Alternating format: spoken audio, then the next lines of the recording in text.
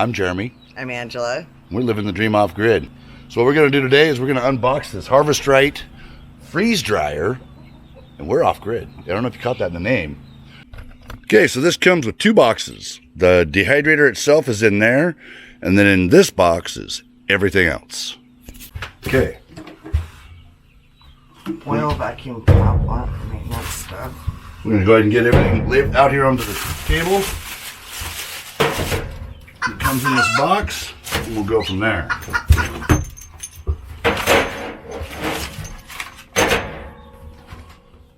Record.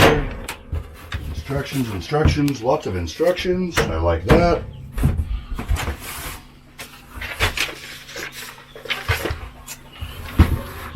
Bags. So here's everything that came in the unit, or in the box. We are back ordered on the impulse sealer, so we'll see how this goes without it. But there's the whole setup. We're going to go ahead and pull that pump out now. Looks like they give you quite a bit of pump oil, which is nice.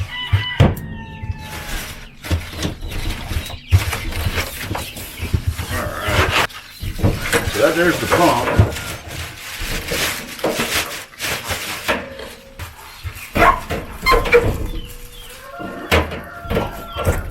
Alright. Now we're going to bring out the freeze dryer. Okay, I'm going to go ahead and take this and unbox it. It's really straightforward. Lift up. The packaging comes right off. Sealed up pretty well. Pretty neat. They actually did a really good job on packaging. There it is. I'm gonna go ahead and put that up here. Ready? Alright. Okay, so what we're gonna do, we're gonna hook this thing up, get it all fired up. So we've got the oil fill right here. I'm going to take that off. And we're going to go ahead and put in the high vacuum pump oil. You fill it till the dotted line. Probably would be ideal to have a funnel. Yeah. Look about right. Nope. One more. That's why he gives us 2 bottles.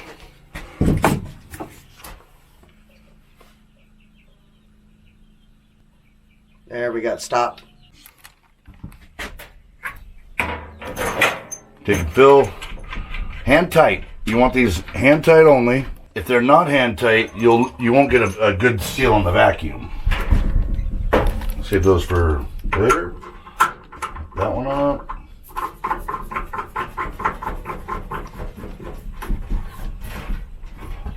Now, on the back, you go ahead, well, let's put our oil cap back on. Okay. You go ahead and plug the pump right into the back of the unit. The unit controls the whole thing. Plug in our power cord, and it's ready to go. There's our cord. It requires you to plug this directly in. You do not use an extension cord on this at all, so we're going to end up plugging this directly into a generator when we do fire it up. That's pretty much it on this. We've got the feed hose here that's for the drain.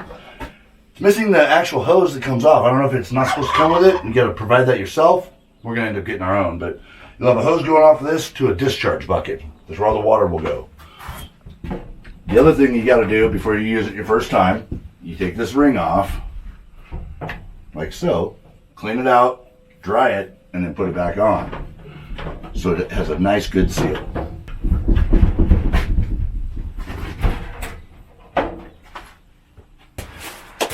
Okay, so we've got the oil all in here. This thing's ready to go. Our seal's been cleaned. Well, our seal was cleaned a little while ago. Okay. Our seal's cleaned. So the first thing we've got to do is plug this thing into power, fire it up, turn it on. Okay, so we have the generator turned on. We've got it all plugged in. And the next step is to turn the unit on itself. There's a power switch back here in the back. There we go. Uh-oh. No. Here it is. So we've got to go through and test all the different functions. We won't bore you with all of it, but Well, actually we will. we will. Yeah, you hit the leaf Yeah, I did that, and then freeze. and then freeze. Okay, so we're gonna let this run for 30 minutes. And it's testing the freezer. Wattage sure did jump up.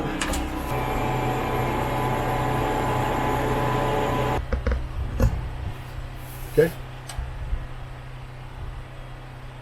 So why are we doing this? Caught you off guard, didn't I? You did. So we've wanted a freeze dryer for years.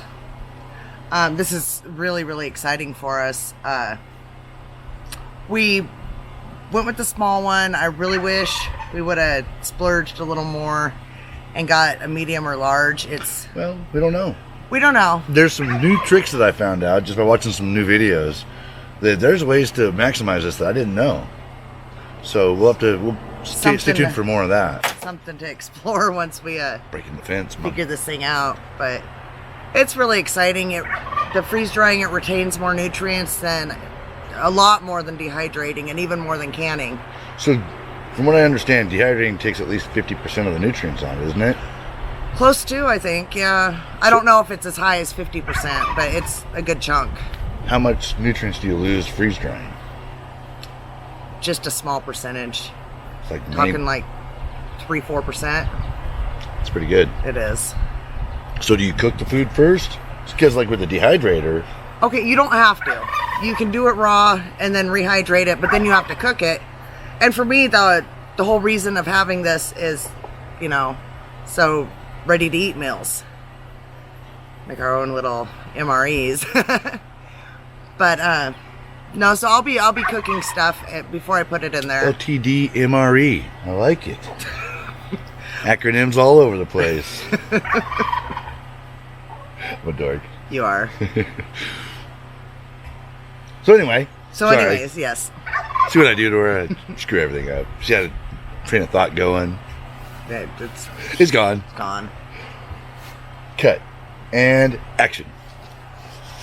She was like, I don't work like that. Should have seen it when the crew was out here.